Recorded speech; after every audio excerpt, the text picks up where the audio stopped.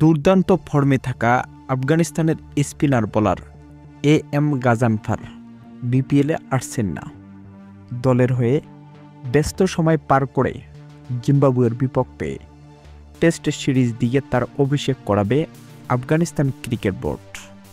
Global super লিগে Rangpur Riders trophy জেতানোর পর M Ghazanfar বিপিএলে আসতে চেয়েছে, তবে সেটা স্বপ্নের মাঝেই থেকে রইল। রংপুর রাইডার্সের একটি পোস্টে বিষয়টি প্রকাশ করেছে এবং তার পাশাপাশি জিম্বাবুয়ের বিপক্ষে টেস্টে অভিষেকের জন্য শুভকামনা জানিয়েছে। এ নিয়ে বিপিএল থেকে বিদেশি 2 খেলোয়াড়কে মিস করবে বিপিএলের সমর্থকরা, ঢাকা ক্যাপিটালসের সাইম আইয়ুব এবং রংপুর রাইডার্সের এম গাজানফার।